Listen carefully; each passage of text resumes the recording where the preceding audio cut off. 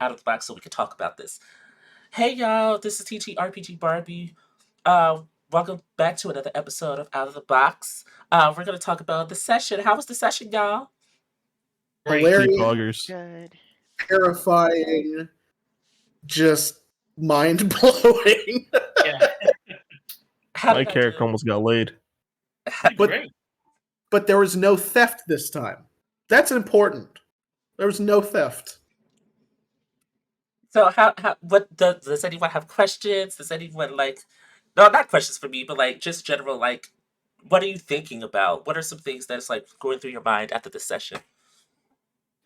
This actually got intense really fast. It shows that things are, while they can still be silly, things are starting to get real. Like things are starting to add up. Real world problems are starting to happen, and there's already tension between three people. I just love how Kriv and Brock have a good energy together, but Kriv and Zarin, we also have a good energy together.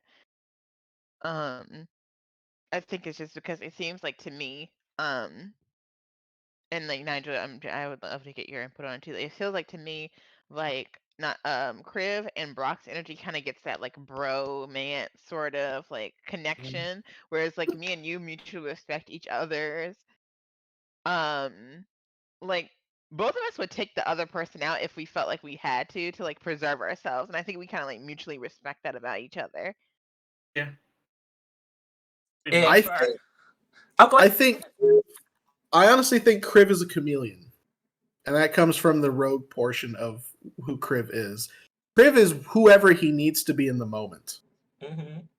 and he has learned to cultivate that energy specifically for that purpose. I think Kriv's a chameleon, which is dangerous as fuck. Yes. When I made this character, I was just like, okay. I think in a city setting, an assassin would be cool, but me, assassins, they're either like hit or miss. I was just I added the monk in there because I'd be like, okay, let's go a different way. So I see what you did there. everything that's been happening with Kriv is just me bouncing this. I'm creating him as I'm interacting with you guys. I had a rough idea of who I wanted Kriv to be, but you guys are helping me shape Kriv to who he is. That's literally the point, right? We don't have. I especially don't have when I make a character concept, I have a character concept and I have a rough idea of a background. But I much prefer developing the character and just adding to it as you play them, rather than already having a 12-page backstory about a third level character. This is a much more proactive and interactive way to build a character. So yeah, that's literally the point. And Kriv's awesome. I love Kriv. Great. I do too. Yeah. I Great can't wait to characters. see more of his skill and background kind of come out. Alyssa, your character, oh my god, your character is just pure shenanigans all the time. No, your character is by any means. Oh my god. Your character realizes that she's a fish in a big pond, and she's trying to make herself a shark, even if that means eat other fish.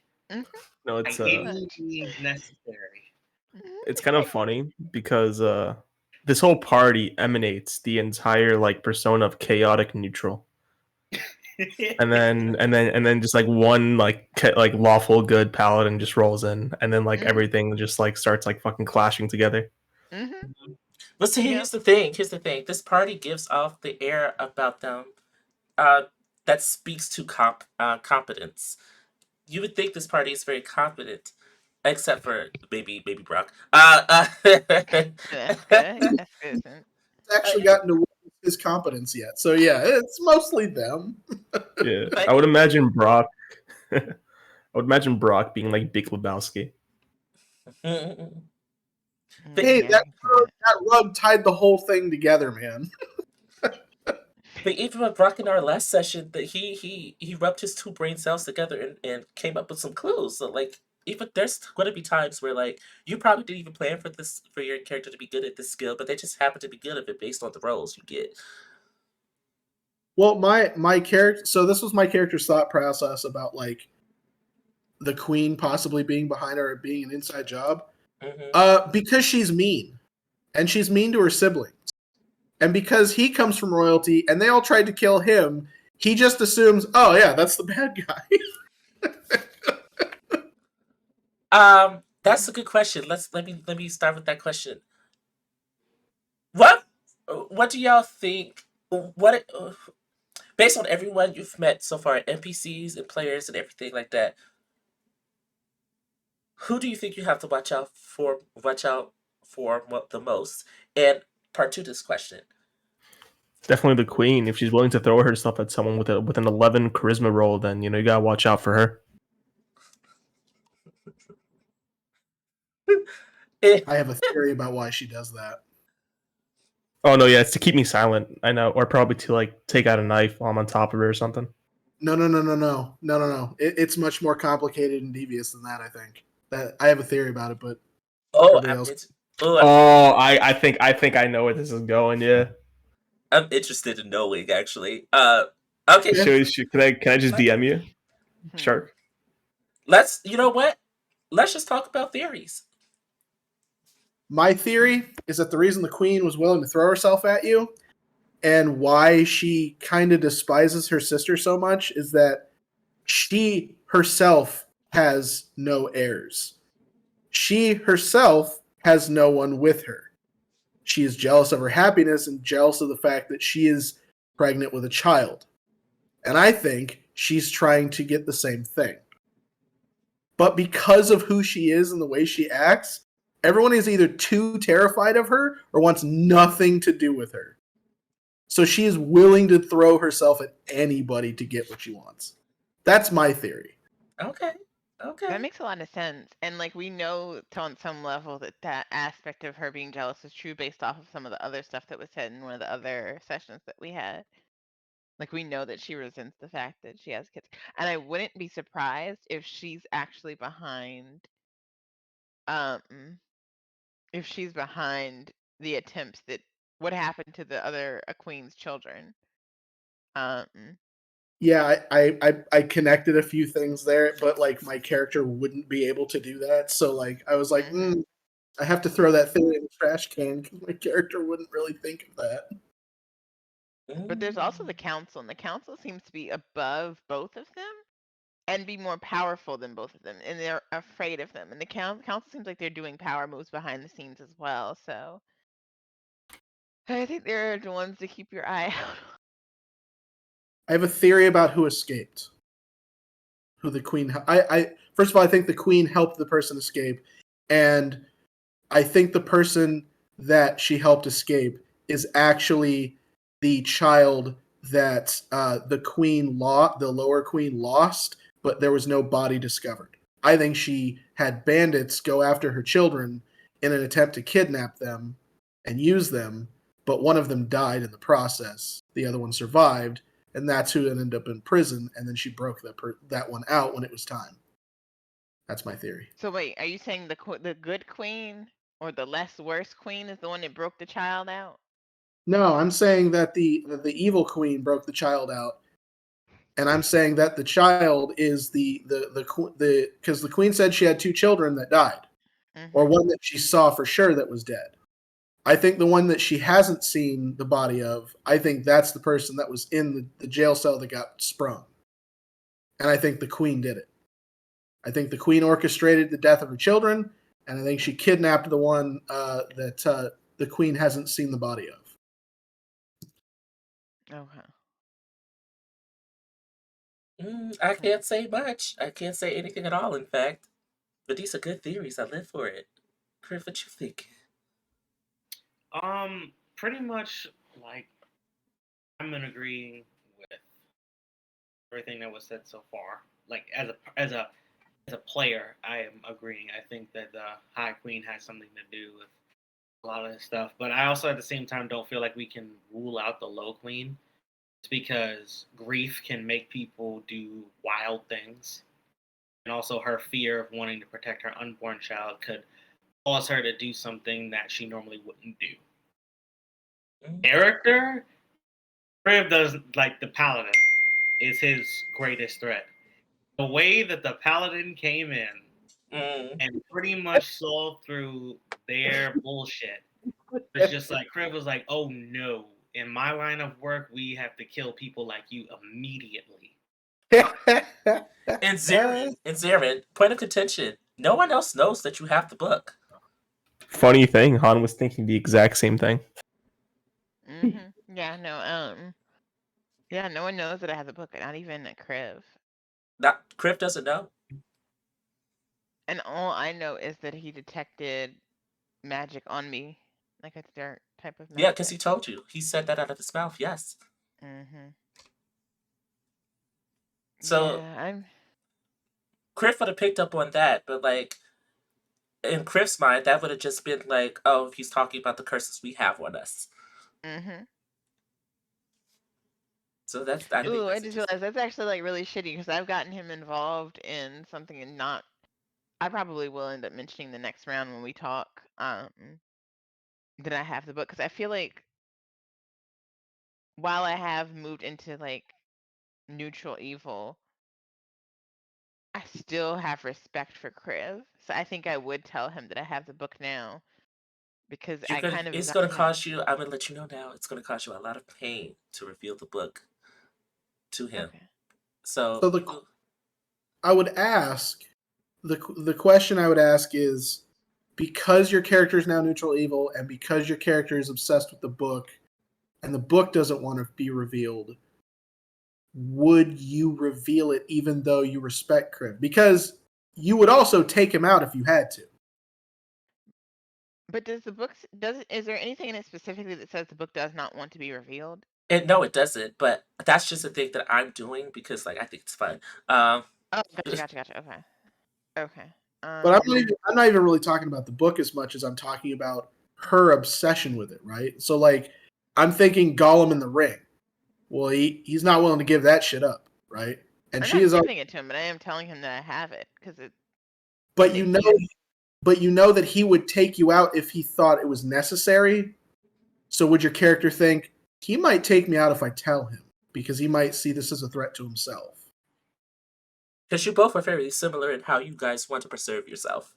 Right, but if he were to take me out and then become in possession of the book, the same thing would happen to him. But would your character care? That's the other question. Like, do the consequences outweigh the benefits of him knowing? I think is the question. I think that the respect that Zarin has formed for Kriv would cause her to at least tell him that this paladin person is on the trail, and it's probably because I have this book. I don't think that she would want to like give it to him or anything. I don't think she would be open to that at all. But I do think she would say like, that dude is on our trail, and I have this book that he probably wants. I'm gonna make it difficult, though. You know me. That's fair. So yeah, we could talk about that later. Because if you want to do that, I'm not opposed to you doing that. If you want to tell him, you have a way to tell him.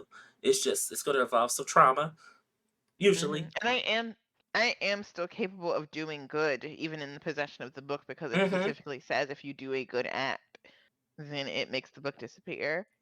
Which I don't think that in and of itself is a good act, but I mean, it does mean that I have some level of agency over my actions. You do.